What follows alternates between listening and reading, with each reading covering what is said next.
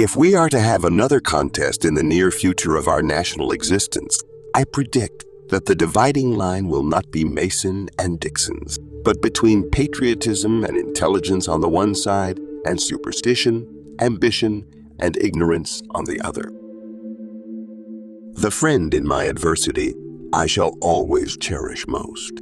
I can better trust those who have helped to relieve the gloom of my dark hours than those who are so ready to enjoy with me the sunshine of my prosperity. But my later experience has taught me two lessons. First, that things are seen plainer after the events have occurred. Second, that the most confident critics are generally those who know the least about the matter criticized. I only knew what was in my mind, and I wish to express it clearly. In every battle, there comes a time when both sides consider themselves beaten. Then he who continues the attack wins. The art of war is simple enough.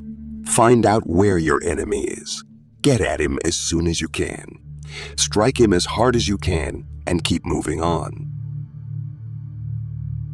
I have never advocated war except as means of peace, so seek peace but prepare for war. Because war never changes. War is like winter, and winter is coming. There are but few important events in the affairs of men brought about by their own choice. I propose to fight it out on this line, if it takes all summer. Leave the matter of religion to the family altar, the church, and the private school, supported entirely by private contributions. Keep the church and state forever separate.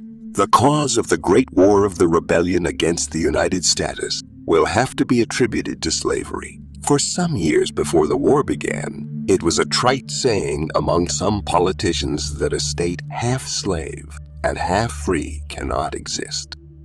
All must become slave or all free, or the state will go down.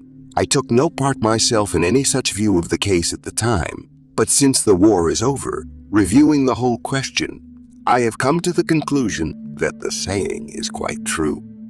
I have never advocated war except as a means of peace. The natural disposition of most people is to clothe a commander of a large army whom they do not know with almost superhuman abilities. A large part of the National Army, for instance, and most of the press of the country, clothed General Lee with just such qualities, but I had known him personally and knew that he was mortal, and it was just as well that I felt this. There never was a time when, in my opinion, some way could not be found to prevent the drawing of the sword. The darkest day of my life was the day I heard of Lincoln's assassination. I did not know what it meant. Here was the rebellion put down in the field and starting up in the gutters. No other terms than unconditional and immediate surrender. I propose to move immediately upon your works. The most confident critics are generally those who know the least about the matter criticized. I believe that if our country ever comes into trial again, young men will spring up equal to the occasion, and if one fails, there will be another to take his place. I believe it has never been my misfortune to be placed where I lost my presence of mind, unless indeed it has been where thrown in strange company, particularly of ladies. Whatever may have been my political opinions before, I have but one sentiment now. That is, we have a government and laws and a flag, and they must all be sustained. There are but two parties now, traitors and patriots, and I want hereafter to be ranked with the latter.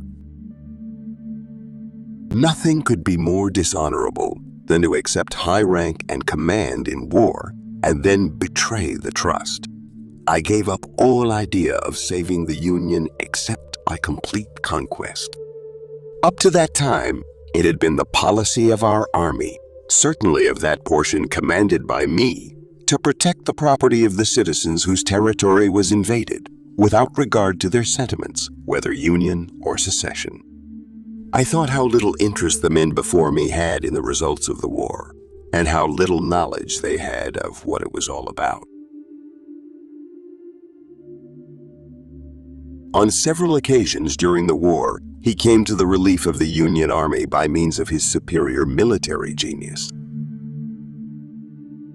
The South claimed the sovereignty of states, but claimed the right to coerce into their confederation such states as they wanted. That is, all the states where slavery existed. They did not seem to think this course inconsistent. The Mississippi was now in our possession from its source to its mouth, except in the immediate front of Vicksburg and of Port Hudson. The problem for us was to move forward to a decisive victory, or our cause was lost. The cause of the Great War of the Rebellion against the United States will have to be attributed to slavery. It is preposterous to suppose that the people of one generation can lay down the best and only rules of government for all who are to come after them, and under unforeseen contingencies. I am not aware of ever having used a profane expletive in my life, but I would have the charity to excuse those who may have done so if they were in charge of a train of Mexican pack mules at the time. But the nation had already become restless and discouraged at the prolongation of the war, and many believed that it would never terminate except by compromise. The enemy had been much demoralized by his defeats at Champion's Hill and the Big Black, and I believed he would not make much effort to hold Vicksburg. He had 60,000 as good soldiers as ever trod the earth, better than any European soldiers, because they not only worked like a machine, but the machine thought. European armies know very little what they are fighting for, and care less. I never forgot that he had as much reason to fear my forces as I had his. The worst excuse a soldier can make for declining service is that he once ranked the commander he is ordered to report to. Boys enjoy the misery of their companions, at least village boys in that day did. And in later life, I have found that all adults are not free from the peculiarity. No doubt a majority of the duels fought have been for want of moral courage on the part of those engaged to decline. No political party can or ought to exist when one of its cornerstones is opposition to freedom of thought and to the right to worship God, according to the dictate of one's own conscience or according to the creed of any religious denomination whatever.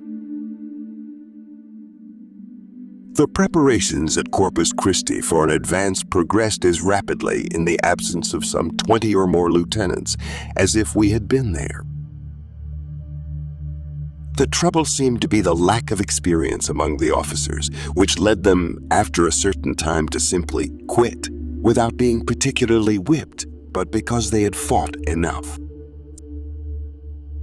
They had generally acquired some of the vices of civilization, but none of the virtues, except in individual cases. Started back the same evening to hurry up his command, fully appreciating the importance of time. Neither of these speculations is unreasonable, and they are mentioned to show how little men control their own destiny. I knew the enemy were ready to break and only wanted a little encouragement from us to go quickly and join their friends who had started earlier. My judgment now is that he was vacillating and undecided in his actions.